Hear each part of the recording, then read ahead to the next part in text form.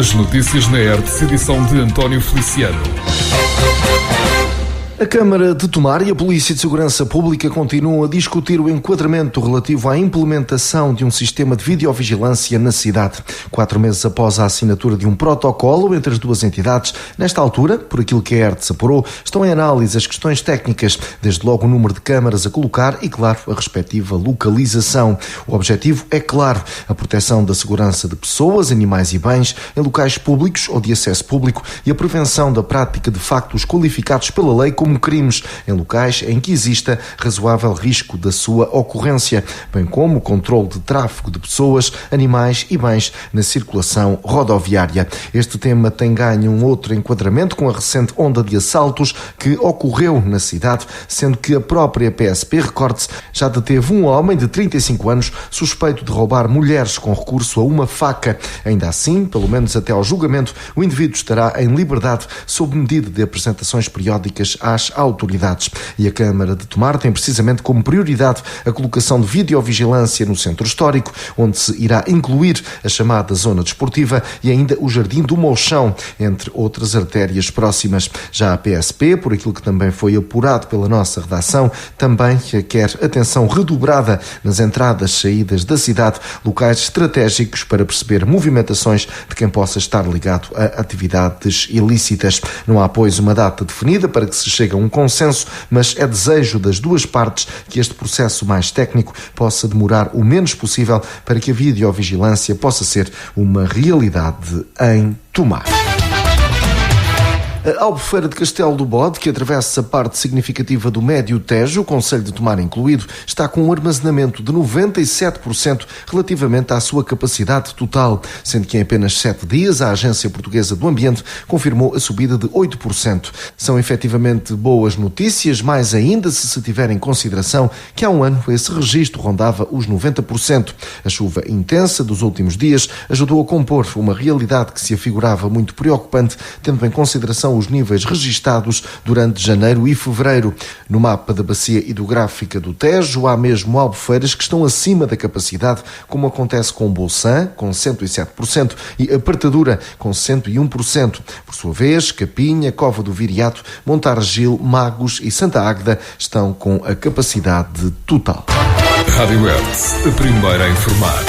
Ao que tudo indica, pelo menos por agora, estão ultrapassados os transtornos inerentes a mais um episódio de falta de água na freguesia da Sabacheira, Concelho de Tomar. Está em causa uma ocorrência registada nesta sexta-feira na localidade de Val de Lobos, cujos residentes ficaram sem acesso à água canalizada devido a mais uma avaria na rede de abastecimento. Assim foi durante parte significativa da manhã. Recorde-se que no decurso desta semana houve lugar a idênticas ocorrências nas Algarvias, em Palhavã e na Rua Jornal a Emancipação, na área urbana na Bantina e ainda na Roda Pequena, na Aceiceira. Rádio ERTE, informação.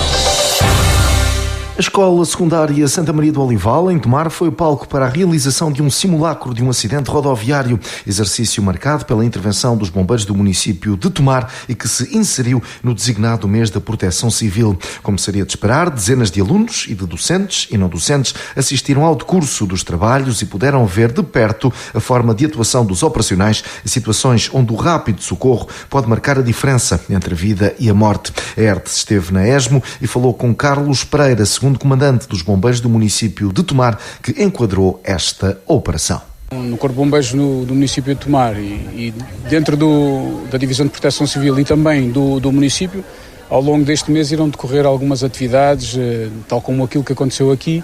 Também irão haver algumas exposições e aqui, nomeadamente, com estes exercícios, nós tentamos mostrar, e aqui também com, se calhar, uma dupla intenção, quem sabe se não estarão aqui futuros operacionais do Corpo de Bombeiros do município de Tomar e viemos mostrar um pouco do que é a nossa atividade. Neste caso aqui viemos mostrar como é que decorre as operações no caso de um acidente rodoviário, também para sensibilizá-los um pouco, não só aquilo que nós fazemos, mas também para os sensibilizar para a sinistralidade rodoviária, para que fiquem sensíveis que, enquanto futuros condutores, e se calhar alguns deles que já o são, para terem todo o cuidado e apelar para que cumpram as regras no que toca ao trânsito e enquanto condutores.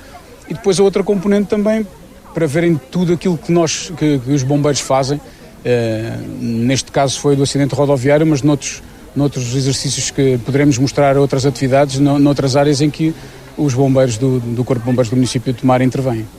Foi um exercício envolvendo 2 sinistrados, vá lá assim, não é? Sim, pronto. Num dos veículos, que era aquele que estava estabilizado, tivemos uma situação, pronto, que não careceu de grande operação em termos de desencarceramento, porque consoante o estado clínico das vítimas temos que decidir qual é que é a forma como vamos efetuar a sua remoção. Naquele caso, como era uma vítima que tinha, ou seja, o risco de vida era iminente, foi feita uma extração imediata, ou seja, estabilizou-se minimamente o local de forma a que conseguíssemos removê-lo o mais atempadamente possível para que esta tivesse os cuidados clínicos adequados.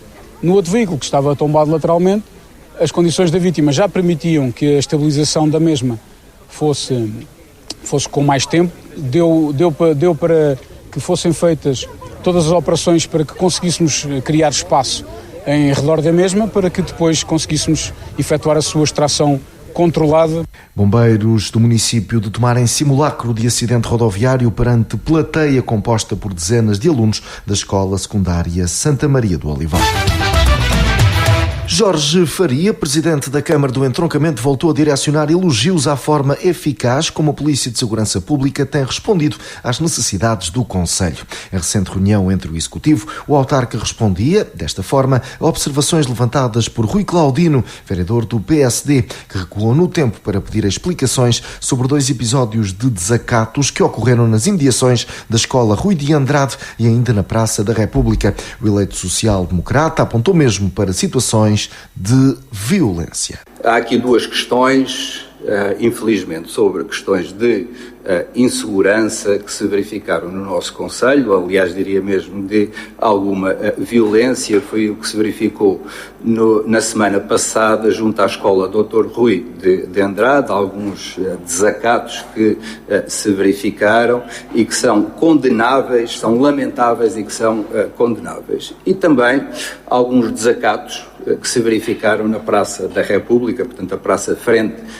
à estação, e nós gostávamos de saber se há alguma informação sobre estes incidentes e se está prevista alguma forma de prevenção de situações semelhantes no futuro, se é que se pode fazer alguma coisa neste sentido.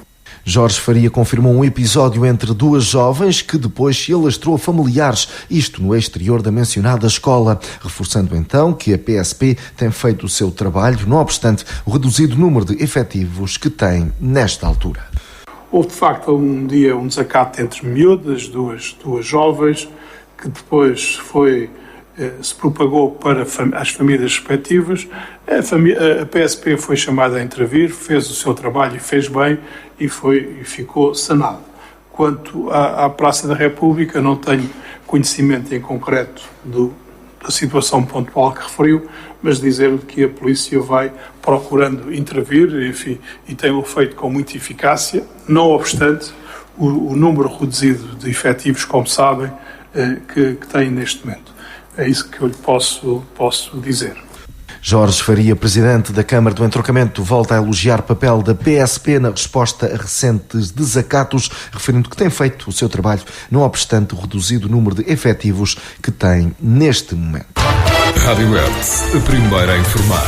Um homem de 30 anos foi detido pela Polícia de Segurança Pública no McDonald's da Nazaré, acusado de perturbar-se o normal funcionamento daquele estabelecimento e, mais grave, de resistência e agressão a um agente que ali se deslocou. Quando a patrulha chegou ao local, verificou que o indivíduo estava a interpelar os clientes, pelo que lhe foi solicitado que abandonasse o restaurante. De imediato, o homem começou, de uma forma agressiva, a proferir palavras imperceptíveis, mostrando o seu desagrado pela abordagem policial. Envolvidas algumas diligências, já no exterior do estabelecimento, o cidadão continuou exaltado e não colaborante, dirigindo-se aos polícias, cuspindo-lhes para cima e, de uma forma imprevisível e violenta, desferiu 2 murros num dos operacionais. O sujeito tentou ainda maniatar 2 outros agentes, pelo que houve necessidade de recorrer à técnica de mãos livres, utilizando-se a força estritamente necessária para tentar cessar tal conduta e efetivar a detenção. O homem continuou a resistir ativamente e a agredir com murros murros os agentes envolvidos, motivando assim a necessidade de um dos polícias ser transportado e posteriormente observado no Hospital de Santo André, em Leiria. O indivíduo foi presente à autoridade judiciária junto do Tribunal de Turno em Peniche, tendo-lhe sido aplicada a medida de coação de apresentações semanais. Rádio Hertz. Informação. O Comando Distrital de Santarém da Polícia de Segurança Pública vai realizar no dia 10 de abril mais um curso de formação de detentores de cães perigosos e potencialmente perigosos. Esta ação é destinada a detentores dos mencionados animais de forma a proporcionar a formação específica para a obtenção de licença prevista na lei. Desta forma, se é detetor de algum cão perigoso ou potencialmente perigoso, enquanto animal de companhia, enquadrável na legislação em vigor, deve inscrever-se para esta formação até ao próximo dia 2 de abril.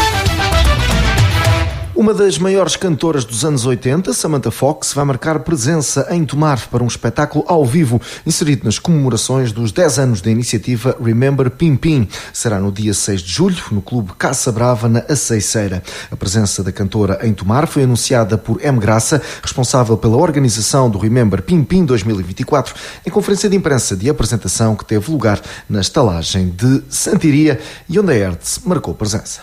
Este ano, além do formato normal, em que temos 3 espaços diferentes de animação musical, em que temos a principal, que é a pista dos anos 70 e 80, que é normalmente dedicado para as pessoas da geração Pimpim.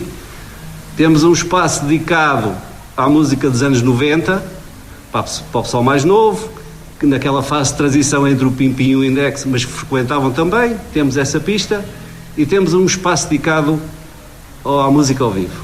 Mas, para comemorar, temos a grande cabeça de cartaz, que é a rainha da música pop dos anos 80, Samantha Fox, que nos vai fazer companhia numa atuação ao vivo durante as comemorações do 10º aniversário do Remember Pimpim. Não posso dizer que não foi um processo propriamente fácil, mas como tudo na vida é preciso lutar e trabalhar um bocado para se conseguir as coisas. Mas conseguimos. E eu penso que é um passo importante para o Remember e para as comemorações dos 10 anos. Eu penso que também é uma cabeça de cartaz interessante, no sentido em que, quer dizer, é uma cantora que é conhecida mundialmente, vendeu 36 milhões de discos no mundo, ainda continua a cantar, tem praticamente a agenda cheia e tive alguma dificuldade em conseguir contratá-la, mas conseguimos.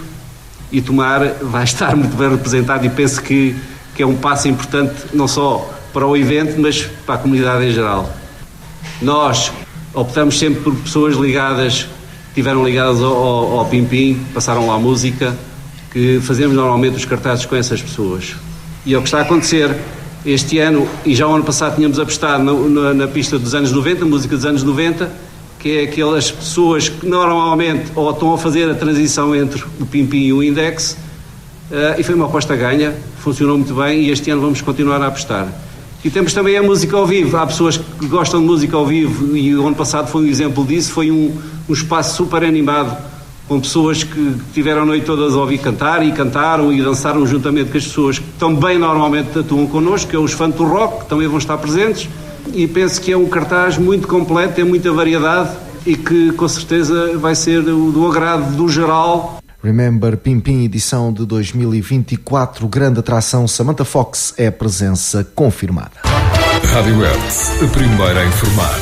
A Biblioteca António Boto foi palco para a apresentação das Festas de Abrantes, evento que será de 7 a 15 de junho. O cartaz, esse, é o mais abrangente possível e aposta na vertente musical, com nomes de peso como David Carreira, Carlão, The Gift ou Sara Correia, para além de Tony Carreira, que também irá atuar nas festas abrantinas. Para além da música, registro para as marchas populares, artesanato para atividades realizadas pela comunidade educativa, divertimentos para os mais novos, oferta gastronómica com as designadas tasquinhas, desporto, entre outras, sendo que o programa se irá estender por vários pontos da cidade. Manuel Valamatos, presidente da Câmara de Abrantes, apresentou as festas à comunicação social e referiu-se a números para reforçar a importância deste evento. 8 grandes concertos, atuação de 10 marchas populares, um espetáculo de fogo de artifício, 9 conjuntos de música popular, 7 bandas locais no palco dos nossos, 12 DJs, atuação de 5 ranchos folclóricos, atuação de 4 bandas filarmónicas, 12 animações de rua, um espetáculo infantil, 7 apresentações artísticas pelos alunos da escola Dr. Manuel Fernandes, 11 provas desportivas. Obviamente que é uma festa dos abrantinos e que foi ganhando corpo e robustez de tal forma que hoje não é só uma festa dos abrantinos. E também por esta universalidade do mundo e o destruir das barreiras entre os países e entre as regiões, que é isso que se quer, e pela afirmação da humanidade, a festa tem sido a festa de Abrantes, e as outras festas têm-se aberto ao mundo deste ponto de vista de acolher entre nós todos aqueles que nos querem visitar. Esta universalidade, esta humanidade que pomos neste processo é muito importante. Portanto, isto não é só fazer uma festa só por fazer, é muito mais do que isso. Estão apresentadas as festas de Abrantes. Tony e David Carreira, Sara Correia e Carlão são alguns dos nomes fortes que compõem o cartaz musical. Rádio Hertz, informação. Vamos agora avançar para a nota do dia, hoje com Maria dos Anjos Esperança. Temos ouvido falar na comunicação social que há um surto de hepatite A em Portugal. Nada de assustar. É normal aparecerem casos de hepatite A. Digamos que das hepatites que existem, das várias hepatites, será aquela que é sempre menos perigosa. A hepatite A transmite-se, as formas de transmissão, é uma transmissão fecal-oral. O que é que eu quero dizer com isto? Alimentos, por exemplo, vindos da terra, em que haja adubos que tenham matérias fecais e não serem bem lavados quando são consumidos, podem transmitir essa doença. Em situações, em países de baixo nível de saneamento, em casos de pouca higiene pessoal. Transmissão fecal-oral poderá sempre ser até em casos de contactos entre humanos. Portanto, é uma doença que tem sintomas gastrointestinais que podem aparecer entre 15 a 50 dias após o contacto com o vírus da hepatite, mais ou menos a média é de 30 dias, e que pode dar sintomas como náuseas, vômitos, dores abdominais, portanto, sintomas gastrointestinais, urina escura e, sobretudo, cansaço, fadiga, muito cansaço e muita fadiga. Atinge o fígado, pode complicar-se com problemas de fígado. O que mais graves é a hepatite fulminante, em que a pessoa realmente pode falecer, mas normalmente esta hepatite A, às vezes até a pessoa tem sintomas assim, mas não tem grande sintomatologia, digamos assim, e portanto não vai sequer desconfiar que está com hepatite A, e mais tarde, quando faz algumas análises, vi que já a teve. Há vacina para a hepatite A, vacina normalmente dada em 2 doses com um intervalo de 6 meses cada dose, que dá uma proteção de 14 a 20 anos. Quem deve ser vacinado? Temos 4 situações de vacinação. Por exemplo, uma pessoa que vai contactar ou sabe que tem alguém em casa a quem foi feito o diagnóstico de hepatite A, pessoas da habitação, por exemplo, devem ser vacinadas, porque têm um contacto muito próximo com um doente. A mesma situação, pessoas que vão tratar de outros doentes, por exemplo, de idosos que tenham esta doença. Quem vai viajar para países endémicos, países endémicos significa que têm uma incidência alta, têm muitos casos desta doença. Quem vai viajar para esses países deve ser vacinado. E também, embora muito rara, mas a transmissão sexual, sobretudo em homossexuais homens. Portanto, é uma doença que, não sendo grave, exige a nossa atenção, exige que estejamos todos preparados e tenhamos alguma noção do que deve ser feito. Contacte, como sempre digo, a enfermeira de família ou o médico de família se tiver alguma dúvida, e pode recorrer à vacinação. Maria dos Anjos Esperança, aqui com a sua nota do dia. Concluímos assim mais esta edição. Continue desse lado. Estas e outras notícias em radiohertz.pt.